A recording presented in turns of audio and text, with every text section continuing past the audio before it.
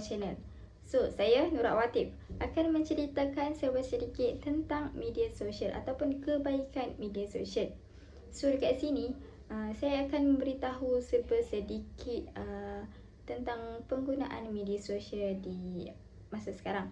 So, pada hari ini penggunaan media sosial berlaku secara berterusan sehingga menyebabkan ramai masyarakat sekarang, tak kira tua atau muda, yang berjaya menjadikan ia satu bisnes, satu pekerjaan. So kita nampak kan, dunia sekarang terang lagi bersuluh bahawa manusia boleh berjaya dengan adanya teknologi tinggi. Okay. Sebagai contoh, budak-budak zaman sekarang ni, tak kira muda atau tua, mereka akan melakukan satu konten dalam melalui platform TikTok.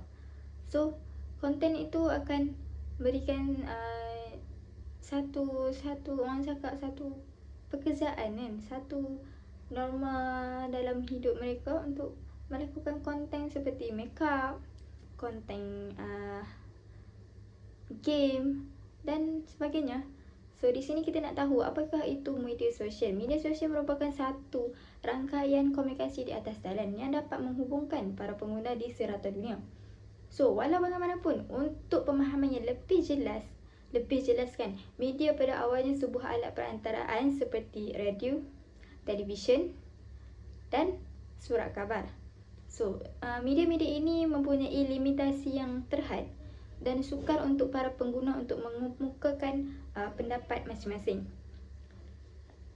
Hal ini kerana contohlah untuk surat khabar. Surat khabar kita dapat info yang terkini. Kita baca, oh macam ni. Tapi kita tak boleh nak mengeluarkan pendapat kita. Betul tak? Kita tak boleh nak tulis dekat surat khabar tu, tak boleh. So sebab itulah elemen media sosial ni dibawa masuk ke dalam media untuk diubah menjadi alat yang boleh berkomunikasi antara pengguna. Contohlah TikTok, Instagram, Twitter, Facebook. So kita boleh mengemukakan pendapat kita dalam platform-platform itu. So, jaringan sosial ini semakin maju dan dianggap sebagai alat teknologi yang tinggi dan sangat penting pada dunia sekarang.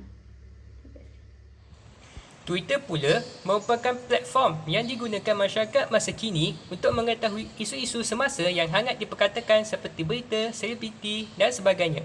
Antara kelebihan Twitter ini ialah pengguna Twitter dapat membincangkan pelbagai isu terkini dengan cepat dan pantas kerana capaian mesej yang ringkas dan mudah difahami. Hal ini disebabkan Twitter hanya membenarkan 280 patah perkataan sahaja untuk satu post yang dihantar. Selain itu, pengguna Twitter juga dapat mengetahui trends terkini dengan lebih cepat kerana setiap maklumat terbaru dan info terkini akan sampai ke Twitter terlebih dahulu. Tambahan lagi, pengguna Twitter dapat mewujudkan hubungan awam dengan tokoh-tokoh tertentu dan selebriti terkenal dengan lebih meluas. Hal ini dapat dilihat pada pengguna Twitter yang dapat berhubung dengan mereka tanpa perlu follow page mereka terlebih dahulu. Okey. Saya akan menceritakan tentang apakah manfaat TikTok terhadap masyarakat sekarang. So, mengapa ramai yang menyukainya?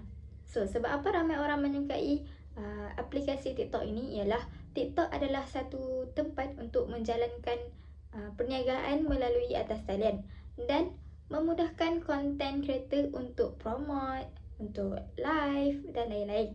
So, mari kita lihat zaman sekarang apa yang viral. Apa yang viral zaman sekarang? Zaman sekarang sangat viral dengan isu-isu semasa dan ramai influence menjadi TikToker terkenal. Contoh, konten makeup, konten makanan, konten menari, live dan lain-lain. So, dekat sini kita boleh nampak TikTok adalah satu platform untuk masyarakat sekarang untuk buat duit. So, di sini TikTok banyak mempunyai kebaikan dalam TikTok ni. Seterusnya saya akan menceritakan tentang kebaikan sosial media iaitu platform Instagram. Instagram merupakan platform terkenal untuk mencari maklumat, mencari rakan dan menambah ilmu pengetahuan. Kita juga boleh kenal mengenal antara satu sama lain melalui platform ini. Sebabnya, platform Instagram ini membolehkan kita berjumpa dengan pelbagai jenis kaum, seperti kaum Melayu, Cina dan India. Tidak dilupakan juga orang yang berada di luar dan di dalam negara. Kita juga boleh berkongsi aktiviti harian di platform ini supaya ramai orang tahu perkembangan hidup kita. Terima kasih. Apa yang dapat disebutkan di sini ialah media sosial banyak memberi kelebihan kepada kita. Namun untuk memperolehnya, ianya bergantung pada kecerdasan individu. Jika seseorang menggunakan media sosial dengan baik, media sosial itu dapat dimanfaatkan oleh pengguna untuk mendapatkan inspirasi, mendapatkan maklumat terkini, berniaga, mengembangkan pendidikan dan sebagainya.